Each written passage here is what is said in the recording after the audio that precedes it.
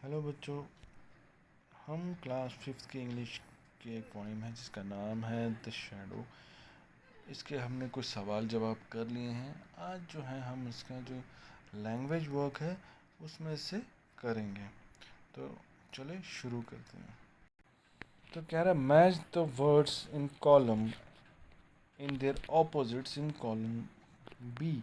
तो कॉलम कह रहा है कि जो मैच द फॉलोइंग, मैच आपको पता ही है कि हमें जोड़ना होता है कि किसके साथ क्या मिलेगा, मगर इस मैच द फॉलोइंग में आपको ऑपोजिट बताना है कि अगर कोई एक लफ्ज़ दिया है कॉलम ए में, उसको ऑपोजिट बी में दिया है, मगर हमें उसका मैच करना है। ठीक है, तो जैसे कि एग्जाम यहाँ पर है फ़नी।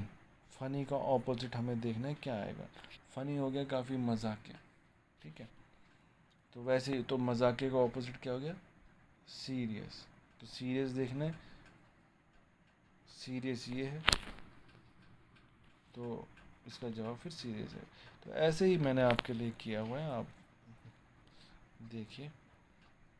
तो आंसर क्या है, कॉलम ए। कॉलम ए में जो आपको दिए हुए हैं, कॉलम बी में मैंने आपको सही करके जवाब दिए। देखिए, जैसे फनी का मतलब है मजाकिया, और सीरियस का मतलब है काफ़ी गमगीन, जो मतलब काफ़ी घोर कर रहा हो, उसको बोलते हैं सीरियस। फिर जो इसमें बी है फॉल। फॉल का मतलब है गिरना, वहीं इसका ऑपोजिट आएगा राइज। राइज का मतलब है उठना। प्रॉपर, प्रॉपर मतलब हो गया सही तौर तरीके से। इम्प्रॉपर हो गया कोई तौर तरीका नहीं है। समटाइम्स यानी कभी कभी, और ऑफन का मतलब है हर वक्त। फिर है फूलिश। फूलिश का मतलब बेवकूफ़ी। बेवकूफ़, उसका ऑपोजिट क्या आएगा, वाइज यानी दाना इंसान। फिर आएगा टॉल। टॉल यानी लंबा, जो या टॉल का लंबा नहीं, टॉल को मतलब है ऊंचा, जो काफ़ी ऊंचाई पे हो। वहीं उसका ऑपोजिट आएगा जो सबसे छोटा हो, यानी शॉर्ट। शॉर्ट का मतलब हो गया छोटा। फिर करेजियस। करेजियस मतलब कि जो काफ़ी दिलदार हो। दिलदार भी नहीं, बे बेखौफ कह सकते हैं उसको। जो करेजियस होता है, जो बेखौफ होता है, उसको बोलते हैं करेजियस। तो बेखौफ का जो होता है ऑपोजिट, वो होता है डरपोक। डरपोक का क्या इंग्लिश में है, कावर्डली। ठीक है, फिर अगला जो है वो है फास्ट। फास्ट यानी तेज़। तो तेज़ का ऑपोजिट क्या आएगा, स्लो। स्लो यानी धीरे। फिर है एस्लीप। एस्लीप मतलब सोया हुआ। सोने का मतलब जो इंसान सोया होता है। फिर उसका ऑपोजिट आएगा कि जागा हुआ। अवेक का मतलब है जागा, जो जाग गया नींद से। क्लोज। क्लोज का मतलब हो गया बंद होना, यानी जैसे हम बोलते हैं दरवाज़ा बंद करो, तो अब उसका ऑपोजिट आएगा दरवाज़ा खोल दो, यानी ओपन। ओपन मतलब खोलो।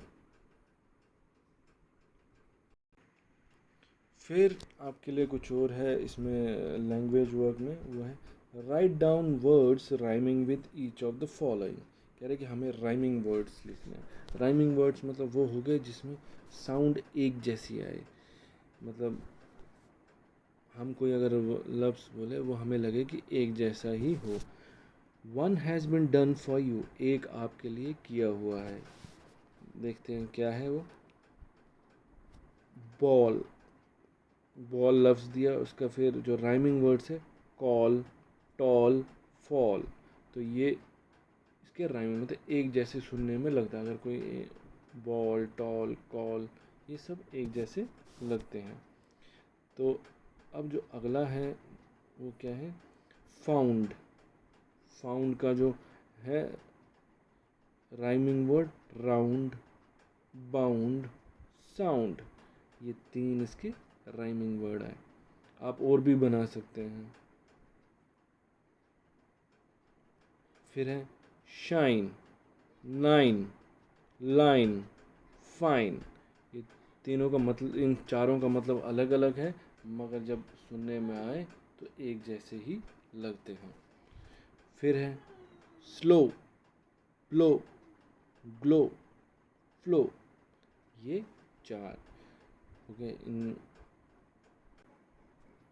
फिर सी, सी बी टी, इन सब का मतलब अलग है मगर राइम एक जैसे ही है।